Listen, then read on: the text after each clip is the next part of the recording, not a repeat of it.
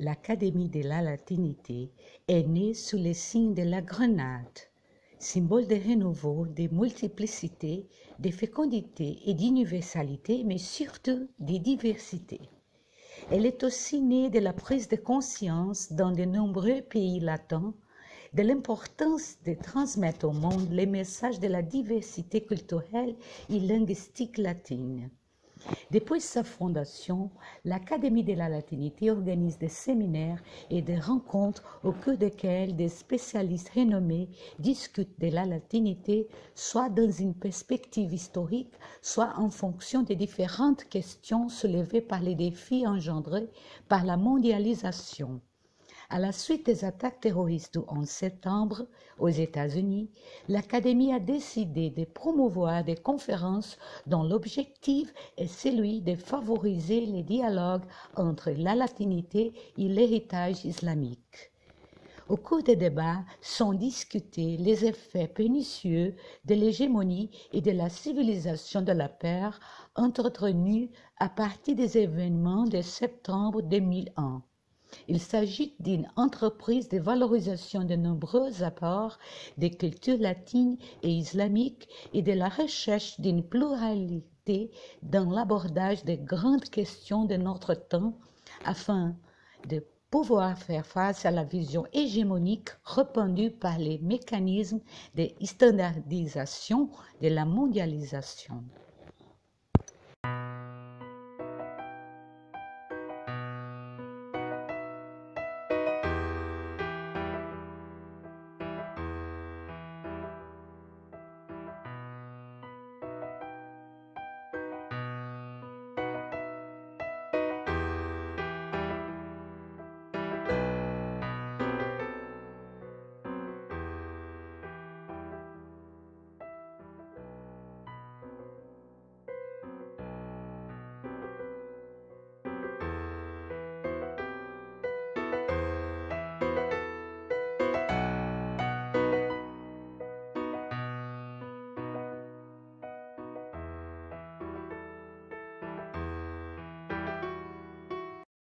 Cândido Mendes, le secrétaire général de l'Académie, nous parle des antécédents, de l'esprit et de l'évolution des perspectives de l'institution.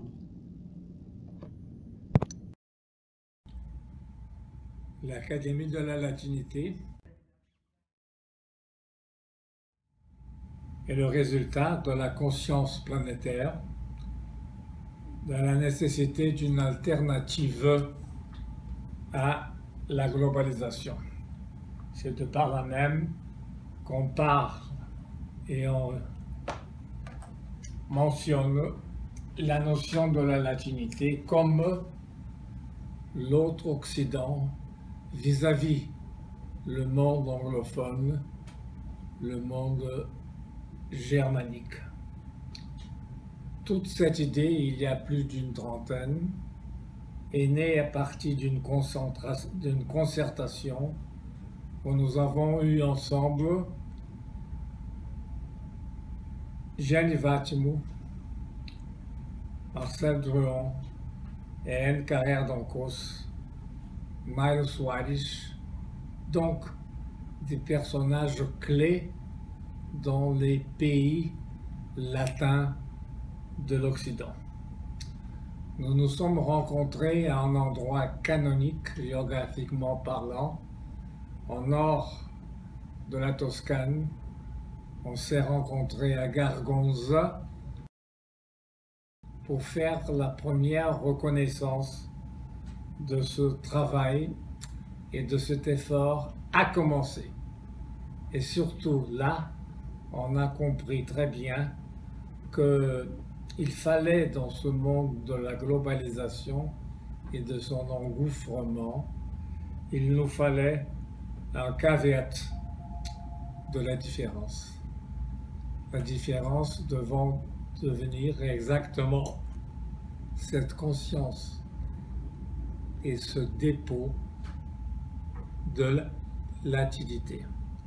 Et surtout, en reconnaissant et en voyant tout son déploiement, toute son envergure géographique, je ne parle pas de l'Amérique latine, je ne parle pas de l'Occident, je dis de façon par laquelle, et nous les avons tous assemblés dans l'Académie, Bucarest, Macao, la Bulgarie, nécessairement aussi la Roumanie, dans cet ensemble où, arrivant à Goa et à Macao, on a compris tout l'élargissement et tout l'arche historique de ce que représente la latinité. C'est surtout, et c'est ça que nous voulons développer dans ce moment où la globalisation est en train et peut nous étouffer. Qu'est-ce que c'est que vraiment la recherche du sens? Et dès le début, et dès la réunion de Vergonza, on a eu la reconnaissance aussi politique et officielle de cet effort à travers l'engagement du ministre de la Culture et de l'Éducation datant, et à ce moment, à Paris, Claude Allègre. Et c'est de par là que, après les 27 conférences de la latinité qui se sont développées dans vraiment une atmosphère mondiale, on a compris que la latinité est essentielle non seulement pour la différence dans ce monde global, mais surtout au cœur même d'où elle est. Elle a commencé à définir et à défendre une Europe des cultures.